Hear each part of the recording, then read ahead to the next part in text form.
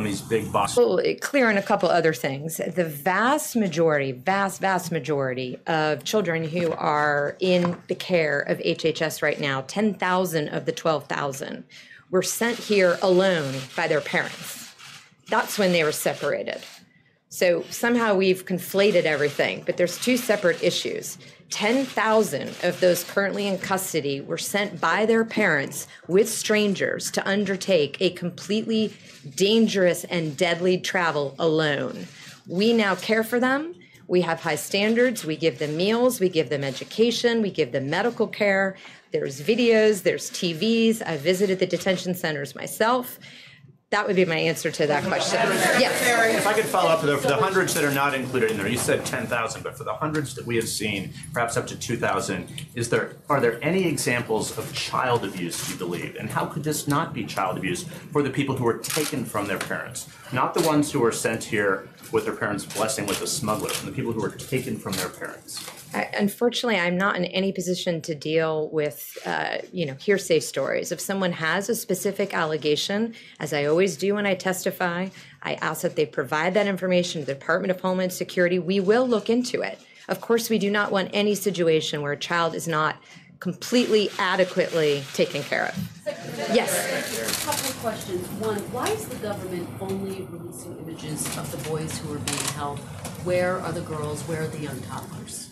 I don't know. I'm not familiar with those particular images, so I'd have to. Do you know where the girls are? Do you know where the young toddlers are? We have children in DHS care both, but as you know, most of the children after 72 hours are transferred to HHS. So I don't know what pictures you're referencing, but I'd have to refer you to HHS. Boys, but we just haven't seen any of the girls, any of the young toddlers, and you're saying that they are being well cared for. So how can you make that claim if you don't know where they are? It's not that I don't know where they are. I'm saying that the vast majority of children are held by Health and Human Services. We transfer them after 72 hours.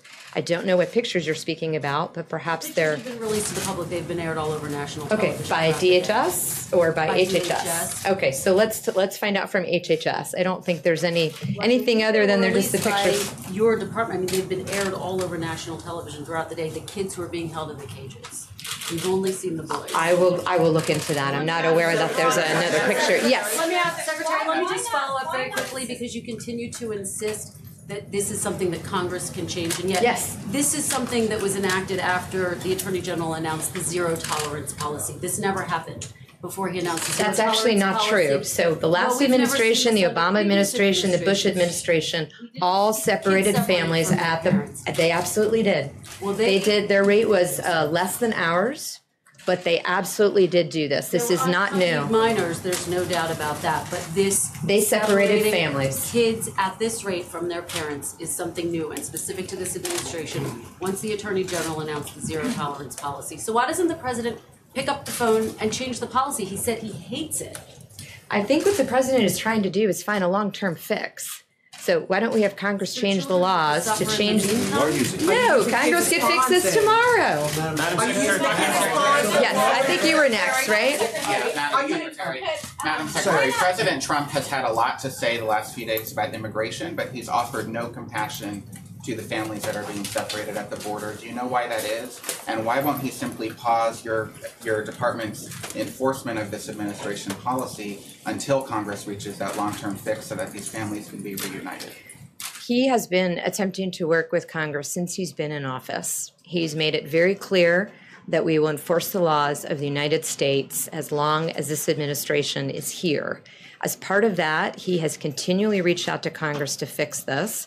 And I think what you've seen him do in the last few days is continue to tell Congress, please work with us. The system is broken. The only people that benefit from the system right now are the smugglers, the traffickers, those who are peddling drugs, and terrorists. So let's fix the system. Yes. That didn't answer the question. Does he feel any compassion for the families that are being separated? He's talked about the parents being possible criminals. He's blamed it on Democrats. He's offered no words of compassion. I think he has said in tweets that he would like Congress to act to end the underlying laws that require the separation. Yes. Secretary, just a second. Madam Secretary, it seemed like a couple of days ago, both the President and in your tweets that the the main posture or point was to say that this is not the administration's policy, but it seems like in the last today, that the message is a little bit different, is to say, well, this is our policy, but it's our policy because either we believe it's a deterrent or we don't believe we have the resources to move families entirely. And I'm just wondering, I want to make sure we get the reporting right. Which of those is the most precise way to describe how the administration feels? And given the blowback by a number of Republicans as well as Democrats, are you considering rethinking this based on feedback, or is this the administration's position going forward, period, paragraph? The laws prohibit us from detaining families while they go through prosecution for illegally entering the border and while they go through prosecutions for immigration proceedings. If we close the loopholes, we can keep the families together, which is what they did in the last administration until a court ruled that we can no longer do that.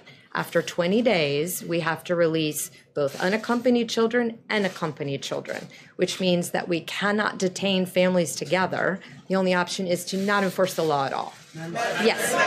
Yes. Okay, so going back to these two questions from Kristen and Margaret, you said that you want Congress to close some loopholes. With that, you also said that you want to make this work. Now, are these kids being used as pawns for a wall? Many people are asking that, and Democrats are saying this is your discretion, and there is no law that says that this White House can separate parents from their children.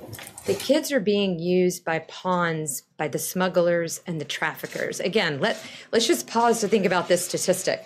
314% increase in adults showing up with kids that are not a family unit. Those are traffickers, those are smugglers, that is 13, those are criminals, those are abusers. Wait a minute, let her finish. So, thank you. All I'm trying to say, the closing that loophole will enable us to detain families together throughout the proceeding as they've done in previous administrations. Madam Secretary, can you definitively say, are the children being used as pawns against a four-wall? Yes or no? Can you say yes or no to that? The children are not being used as a pawn. We are trying to protect the children, which is why I'm asking Congress to act. Yes. As the legal framework for the decisions that your administration is making. Are what we're seeing, the pictures, the audio, the stories, are they an intended consequence of the administration's decision-making or an unintended consequence? I think that they reflect the focus of those who post such pictures and narratives. The narratives we don't see are the narratives of the crime, of the opioids, of the smugglers, of people who are killed by gang members, of American children who are recruited, and then when they lose the drugs, they're tased and beaten. We don't have a balanced view of what's happening, but what's happening at the border is being overrun by those who have no right to cross it. As I said before, if you're seeking asylum, go to a port of entry. You do not need to break the law of the United States to seek asylum. People are being turned away from ports of entry, Madam Secretary. That actually is incorrect. We have limited resources. We have multiple missions at CBP. And what we do is, based on the very high standards we have, if we do not have enough bed space, if we do not have enough medical personnel on staff, if we do not have enough caretakers on staff, then we will tell people that come to the border they need to come back. We are not turning them away. We are saying we want to take care of you in the right way. Right now, we do not have the resources at this particular moment in time. Come back. Are you intending? Thank you very much. Are you intending for this to play out as it is playing out? Are you intending for parents to be separated from their children? Are you intending to send a message? I find that offensive. No, because why would I ever create a policy that purposely does that? Perhaps it's a deterrent. No, it's says it was a deterrent. the way that it works. Said it was a deterrent. That's not the question that you asked me. But the answer is, it's a law passed by the United States Congress. Rather than fixing the law, Congress is asking those of us who enforce the law to turn our backs on the law and not enforce the law. It's not an answer. The answer is to fix the laws. Will the administration refrain from its current policy if Congress were to pass something that's close to what you want? Or will it continue to require the separation of parents from their children until the president gets exactly what he wants? If Congress closes the loopholes, many of which are closed in the two bills that we hope are taken up this week by the House, then they close the loopholes and the families will stay together throughout the proceedings. Thank you. Madam Secretary, do you believe the policy is a deterrent? Why? Thank you, Secretary Nielsen. I'll jump right in and go to other questions, news of the day. Steve. The President said he would talk to the North Korean leader Kim yesterday. Do you know if that happened? I know the president has spoken with a number of administration officials that are working on the details following the North Korean summit, and we'll keep you posted on those details, but I'm not aware of a specific call between the two leaders at this time. There's a report that the United States and South Korea have agreed to suspend joint military drills in August. Is that real? I'm sorry, the last part of the question? That they've agreed to suspend joint military drills in August. Are you aware of this? Those conversations are ongoing at this point. As long as the North Koreans continue to act in good faith, as we saw in Singapore, then we expect those things to be on pause at this point. Bill? Yes, Sarah, has the president discussed the family separation policy with the First Lady in light of her statement yesterday? And does he have any plans to come out and address the American people, maybe take some questions about how his administration's enforcing? The president did take a number of questions, as I'm sure you're all aware, on Friday, in which what he actually said very closely mirrored what the First Lady said. He said he hates seeing this. He's called on Congress, not just Friday, but for months. He's called on Democrats in Congress to work with him. Let's fix this problem. The president isn't trying to kick the can down the road. He's actually trying to work with Congress to get real solutions and to fix the problem, and that's what we're doing. Jeff, and I'll take your question since you and your network falsely accused me of not wanting to be here, so I'll be glad to pass that question on to you now. Why did you decide to have Secretary Nielsen answer questions instead of you?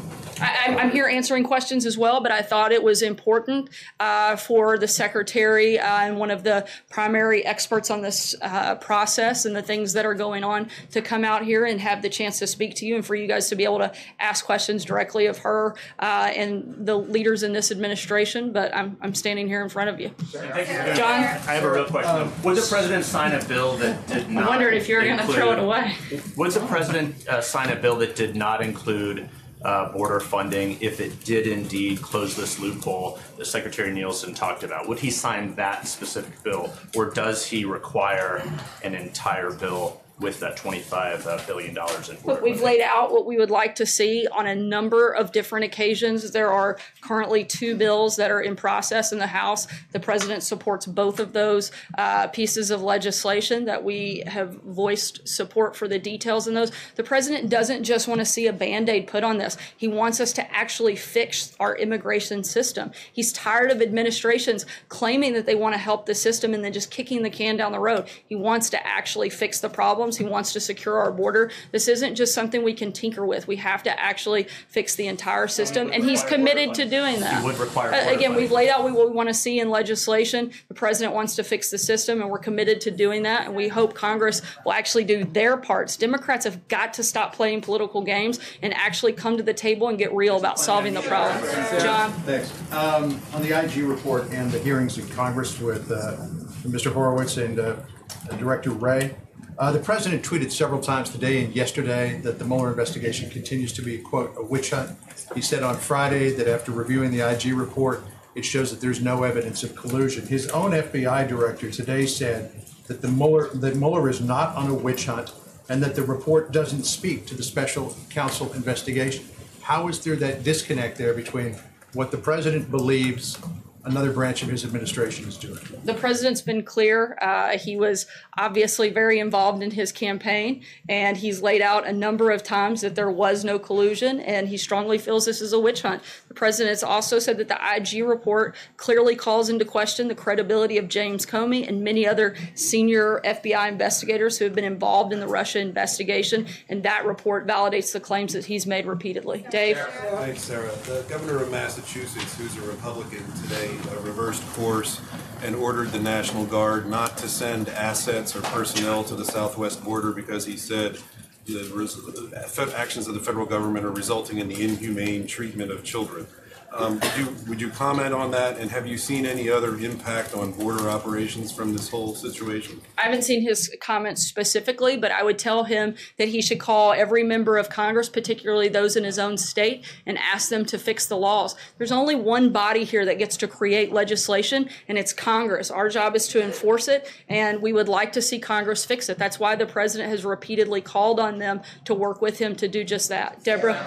What was the president's reaction to Laura Bush's piece in the Washington Post? I'm sorry, what was the last part of your question? What was the president's reaction to Laura Bush's piece in the Washington Post? I didn't speak directly with him about that, but I'm happy to address on them to do exactly that. And frankly, this law was actually signed into effect in 2008 under her husband's leadership, not under this administration. We're not the ones responsible for creating this problem. We've inherited it, but we're actually the first administration stepping up and trying to fix it. John? Thank you, Sarah. I have here in my hands figures from the German Ministry of the Interior under Minister Seehofer, which says that crime has gone down 5.1% in Germany. In fact, it's the lowest rate in a quarter century in Germany. Violent crime down 2.4%, burglary down 23%, and theft down 11.8%. Where did the president get the statement that crime was way up in Germany under the Merkel plan for admitting refugees? I'm not aware of the report that you're referencing, but I'd be happy to check into it and circle back. It's from the German Ministry of the Interior. I heard that part, but I haven't seen it, but I'll be happy to check into it and circle back. John? Thanks a lot, Sarah. I read the First Lady's statement that was put out, and she seems very troubled by this zero tolerance policy. Is there any sort of daylight between the president and the First Lady on this issue? I think we've made it abundantly clear that the daylight exists between Democrats and Congress and their ability to change this law. The president himself said that he doesn't, he hates these images, he hates this process, and that's why he's asked for it to be fixed. I feel like we keep ignoring the fact that the president isn't the one that creates the law, but it's Congress's job to create the law, and the president's already laid out and gladly stated a number of times publicly that he would sign legislation that fixes these loopholes and fixes our immigration system.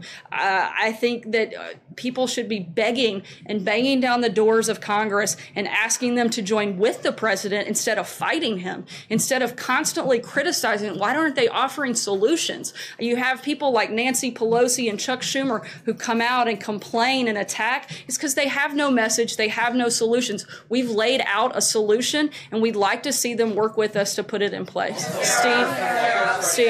Also critical of this particular policy, besides the people that you mentioned on the Democratic side, are a number of Republicans and also some very prominent members of some of the president's base, evangelical Christians. Do you know if the president has heard from those members of his base, evangelicals in particular, had discussions with the president about this particular policy, and can you sort of fill us in on discussions the president may have had in that regard? I think any evangelical or in any church for that matter, that feels strongly they should open up their doors and help facilitate some of these individuals. I think that's their calling, that's the mission of the church, and they should certainly fulfill that. If they want to fix the immigration system, then they should call their members of Congress and ask them to join with us to do that. Steve? Thank you. Sorry, Steve, go ahead. There's some confusion about this Space Force that the president announced today.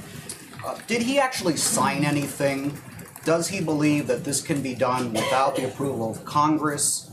The Air Force appears opposed to it. Where is the support for this coming from besides the president? The president's asked the Department of Defense to start the process. We're in the beginning stages of it, and we're going to work with the Department of Defense and the other relevant parties to put it into place. Francesca? Sarah, if the administration is, as it says, not using the children as pawns in this situation, then why not just have Congress pass legislation that narrowly deals with this family separation issue and sign it, and then deal with the other aspects of the immigration system that the president wants overhauled with at a different time? Once again, we want to fix the entire system. We don't want to just tinker with it. The president is tired of watching people kick it down the road and not take responsibility and not fix the problems that we have. Ideally, Sarah, that he would like to see all these other things change about the immigration system, but we're dealing with this particular situation right now.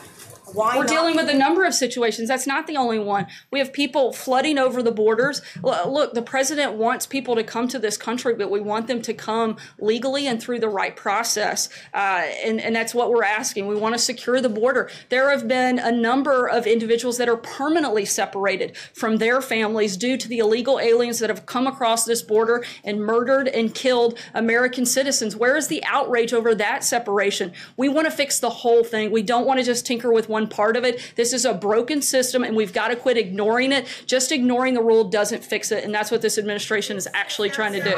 I'm going to take one last question. Sager? Thank you, Sarah. So the Secretary Pompeo came out today, and he said that in exchange for denuclearization on the Korean Peninsula, that the United States had committed to updating the armistice agreement that's currently in place. Can you confirm that the president did make this commitment to Kim Jong-un, and what exactly does updating the armistice mean? Does it put the future of U.S. forces on the Korean Peninsula in question, and just any more information you could update us on in that regard? We're finalizing the details of what the process will look like. Certainly would confirm Secretary Pompeo's comments and would refer you to the State Department and the Department of Defense, who will be putting those details out and together. Thanks so much, guys. Have a great day. Has the president talked to Franklin Graham about separation of children? How is separation a deterrent? Has the president talked to Franklin Graham about the separation of children and their parents?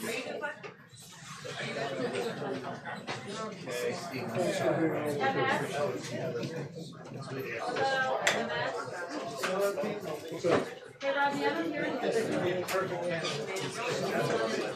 Rodney, I don't hear anything. Rodney?